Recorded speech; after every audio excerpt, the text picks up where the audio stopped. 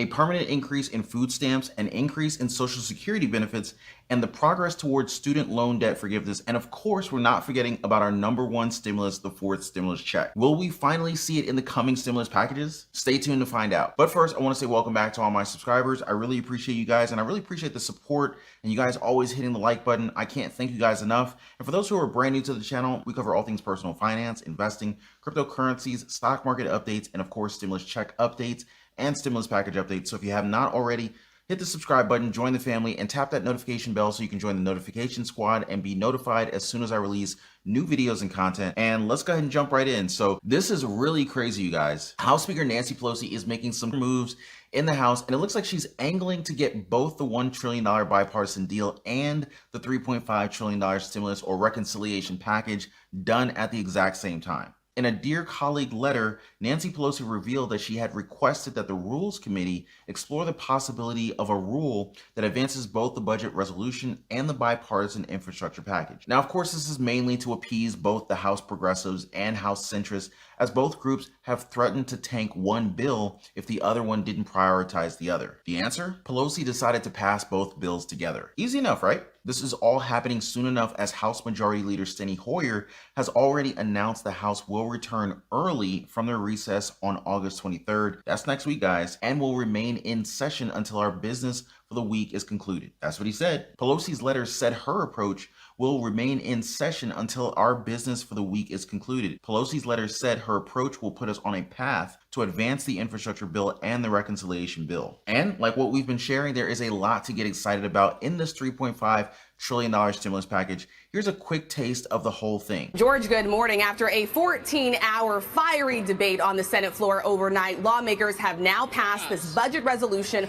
along party lines. This opens up the door for Democrats to advance the next part of President Biden's agenda, a $3.5 trillion package that Democrats plan to pass on their own. This includes a massive amount in spending on several Democratic priorities, everything from universal pre-K to free community college, funding to combat climate change. It would be paid for by increasing taxes on the wealthy and corporations. Now, just in case you didn't quite catch all of that, here it is again. We've got healthcare, expand at-home care for older adults and people with disabilities, reduce drug prices, allow more people to qualify for healthcare coverage under the Affordable Care Act, both through subsidizing private insurance and through Medicaid, calls for Medicare to cover dental, hearing, and vision, lower eligibility age. Some are saying 60 years old and others are saying, Medicare for all, but, we're still confirming on that piece. Now for families, paid sick leave, paid medical leave, extend the child tax credit and the earned income tax credit for individuals, climate change. Let's not forget climate change. You've got consumer rebates to encourage clean energy and weatherization in homes. Now, we did talk about this one before as one to watch out for.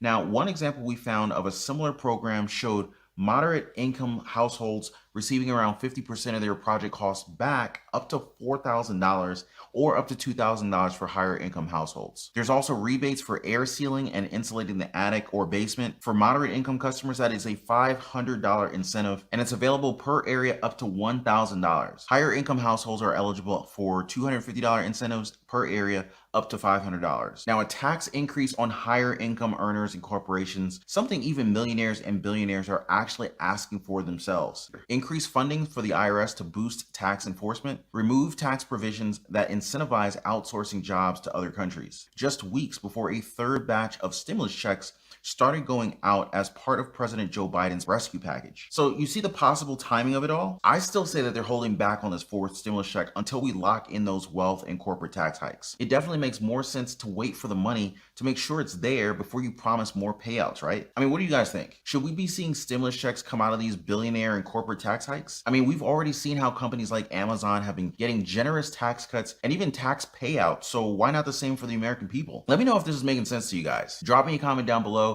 Tell us what you're thinking. Bottom line for me, we're still holding out hope for that fourth stimulus check and even recurring stimulus checks after that one. All right, so sit tight as this is just the first of many stimulus programs that we're talking about today on this video. We still have the following to come. We've got baby bonds, we've got a permanent bump to your food stamps, an overhaul to student loan forgiveness, and most excitingly of all, the $500 SSI increase. That one's extra special, so we're definitely saving that one for last. I hope you guys stick around until then. All right, so stock tip of the day, it's all about context logic with Wish stock today as Reddit is buzzing with all this Wish talk. Context Logic plummeted 20% on Friday after posting disappointing quarterly results. During the second quarter, the company's net loss widened to a massive $111 million from $11 million the year ago period. Management blamed the poor performance on Apple's recent iOS mobile privacy changes. This meant that Context Logic had to incur higher marketing costs at the expense of poor efficiency. Context Logic said, ultimately, this drove up competition for advertising bids,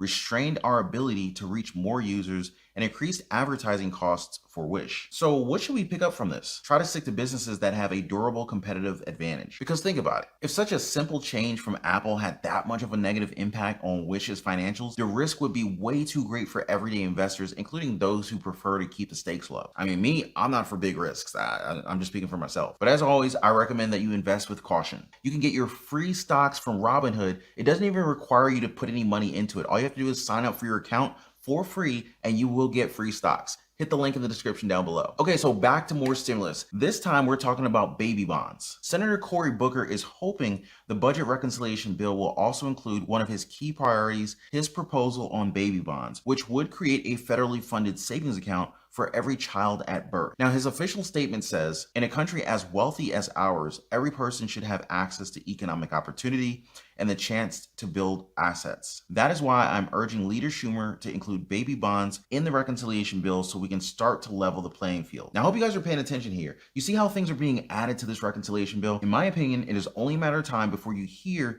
someone say, hey, we're gonna be adding a fourth stimulus check into the stimulus bill. I'm just being optimistic, but this is exactly what I'm predicting. Now, these baby bonds here would actually give all American babies a $1,000 savings account that could balloon up to $50,000 by the time they reach the age of 18. Once the account holder turns 18, they can access the funds and use them for allowed purchases such as expenses for higher or continuing education, buying a home, or entrepreneurship. Now, the hope is that this money could allow the children investments that can change life trajectories and actually, break generational cycles of poverty. My mom's always talking about breaking generational curses, and this sounds exactly like that. But what do you guys think? Would $50,000 have helped you when you were 18 years old? I definitely think that it would have helped me get a better foothold in life back then. Don't you? Now, while we're waiting on that, we have great news as well on food stamps to chew on. So President Biden just approved a record permanent jump in food stamps. A lot of you have commented on how the SNAP program or food stamps have increased lately, and the good news is, they're making it permanent. Basically, average monthly benefits are slated to increase by $36 from a pre-average of $121, or about 25%. And so what that means is that the weekly cost of this plan will jump up from $159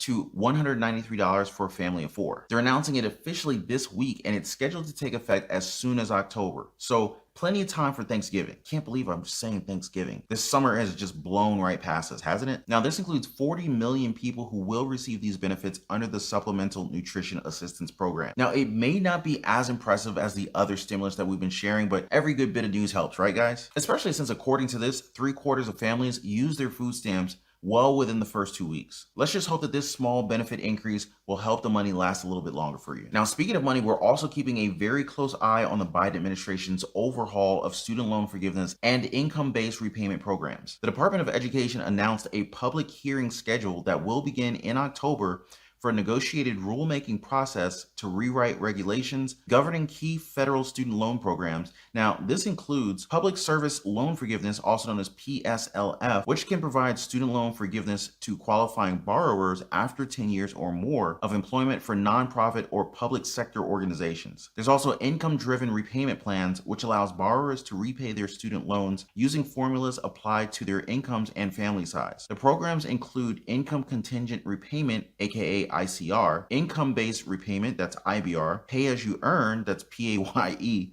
and then also there's revised pay-as-you-earn as well. You've got borrower defense for repayment, which allows borrowers defrauded by their schools to request cancellation of their federal student loan debt. There's the total and permanent disability discharge, which cancels the federal student loan debt of borrowers who are unable to maintain substantial gainful employment due to a medical condition. And lastly, there's the false certification and closed school discharges, which allows student loan cancellation to borrowers for certain school misconduct and abrupt school closures. Now, I know we covered a lot, so feel free to rewind this and go back if you need to hear that again. But, with public and Congress pressures mounting, it's definitely only going to be a matter of time before we see more action from the Biden administration directly from President Biden in terms of student loan forgiveness. He mentioned already that he is open to student loan forgiveness up to $10,000, but Congress leader Chuck Schumer and veteran Senator Elizabeth Warren have both stated that Biden could potentially go as high as $50,000 with just a flick of his presidential pen. I'll keep you guys posted on this one though. But now we've come to our finale, the Social Security increase. Now,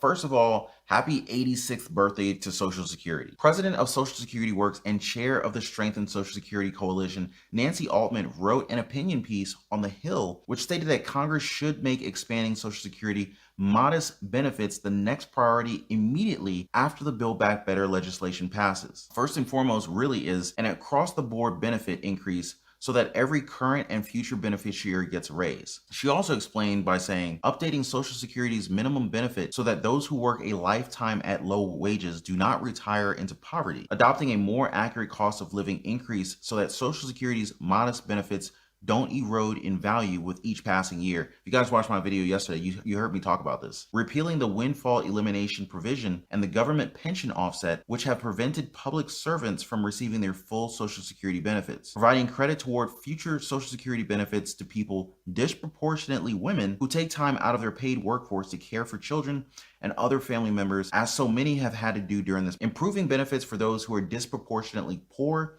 including widows and widowers, children living with grandparents, and the oldest beneficiaries. Extending the 5-month waiting period for Social Security disability beneficiaries, as well as a 24-month wait for them to receive Medicare. Updating, streamlining, and expanding the Companion Supplemental Security Income Program, aka SSI. Now, to give you guys just a little bit of a taste of what she's talking about here, I took the liberty of crunching the numbers for you guys. Most of Congress's proposals, including Biden's own campaign promise, have indicated an SSI increase of at least 125% of the federal poverty level. Now, that would mean about $1,341 monthly, or an increase of $547 a month. Definitely great news if you ask me. But let's look forward to more developments in this and our other stimulus programs in our daily news update. And as always, thank you guys so much for liking this video. Thank you also for subscribing to the channel. And make sure to be a part of our notification squad by hitting that notification bell. That way you're notified as soon as I release new videos and updates.